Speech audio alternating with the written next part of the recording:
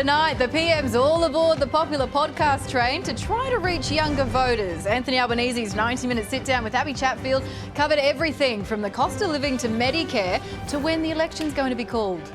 Not that long to an election. Give me the date. Give me the date. How about we agree on this? I'll text you before Yes! Okay. I go to government house.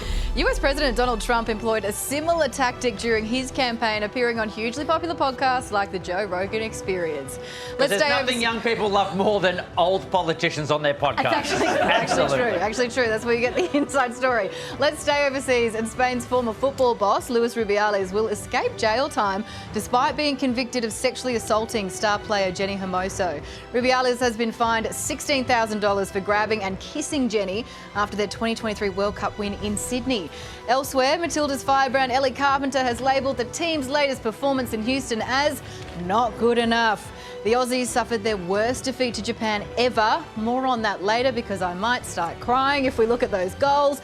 And look away now, Erinsborough faithful, because the removalists are headed for Ramsay Street. Neighbours has been axed again just 2 years after being saved by Amazon. That's when good neighbours become friends. Don't get emotional. Don't get emotional. Sad. We are live from the lands of the Kulin Nation. A big Friday welcome from me, Rob McManus, Georgie Tunney and Dave Thornton joining us tonight.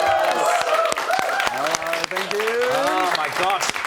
So, Yes. the Neighbours news. Have you been on a Neighbours? I feel you've probably done a Neighbours. Done a Neighbours? No. You haven't? I was probably serving coffees to the crew or something, but I've never actually been on it, no. I've done the tour.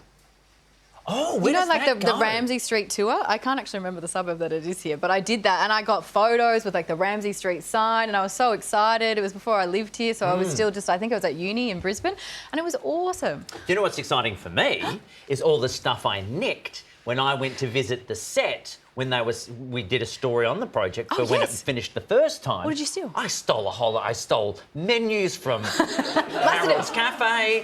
I stole the street sign. And then they said it's coming back. I was like, what was the point? Now's your time.